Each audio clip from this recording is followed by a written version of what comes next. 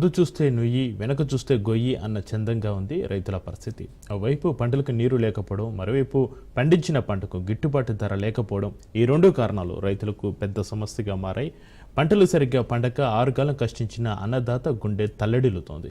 ఇలాంటి క్లిష్ట పరిస్థితుల్లో ప్రభుత్వం ఆదుకోకపోతే ఆత్మహత్యలే శరణ్యమనేలా ఉంది వారి పరిస్థితి.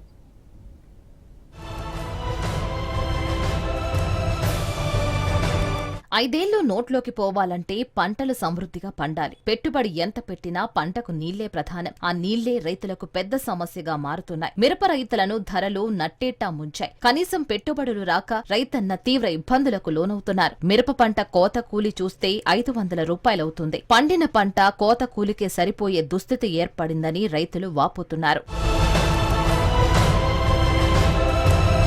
పల్నాడు జిల్లా ముప్పాళ్ల మండలం మాదల రామకృష్ణాపురం చుట్టుపక్కల గ్రామాల రైతులందరూ పెద్ద సమస్యలను ఎదుర్కొంటున్నారు. చుక్క నీరు అందక ఎదురు చూపుతోనే కాలం గడిచిపోతోంది. రబీ వరితో పాటు మిరప పంటను కాపాడుకునేందుకు అన్నదాతలు వ్యయ ప్రయాసలు పడుతున్నారు. ఈ నెల 15వ తేదీ వరకు సాగర్ కాలువలకు నీటి సరఫరా పొడిగించినా అవసరం మేరకు నీరు అందడం లేదని, తూములకు నీరు చేరక చాలా చోట్ల పొలాలు తడవట్లేదని రైతులు ఆవేదన చెందుతున్నారు. మిర్చి 2 ఎకరాలు వేసాను. మాదల గ్రామం ఉప్పాల మండలం పల్నాడు జిల్లా. మిర్చి 2వ కోత కోసాం. నీళ్ళు లాక ఎండిపోతున్నాయి తోటలు. రోడ్డు పెట్టి నీళ్ళు రాట్లా. పుల్లు కాలం వదిలితేనే మాకు వస్తున్నాయి. మామూలుగా ఆవు కాలం అయితే రాట్లా. పైపులు ఎక్కట్లా. రాకనగా పుల్లు కాలం వస్తేనే నీళ్ళు ఎక్కుతాయి, లేదా మోటార్ డ్రాప్ కాడ పైపులు ఎక్కలేదు. పెద్ద మేజర్ కావాలి, చిన్న మేజర్లకే ఇది పెద్ద సమస్య అయిపోయింది మాకు. ఇది వచ్చే బరి వస్తే 2 తొళ్ళు పెడితే ఆ ఉండ సన్నగా అంత సాగు వద్దే కథ రైతు కోసుకున్నా కూలి గిట్టుబాటు అయితే. ఈ రైతు కూలీలో కూడా చాలా పరిస్థితి ఎదురిచ్చే పరిస్థితి వచ్చింది రైతుకి. ఆడిపోతే 9,000 8,000 ఇస్తాం అన్నారు. గర్భాలు పోయి అన్నారు. నాన్న వ్యవసాయ అవసరాలు పడుతున్నారు రైతులు. దీనికి దృష్టిలో పెట్టుకుని మీరు మా 15 దాకైనా పుల్లు కాలం వెళ్తే కొంతమంది గెట్టనవుతారు. దావసలు చాలా 90% పండిపోతాయి. ఇది ఏ మాత్రం వచ్చినా 60% మంది దెబ్బతింటారు. 40% మంది లబ్ధి పొందుతారు మా దావలకి. ఇది మాత్రం ముమ్మాటికి నిజం.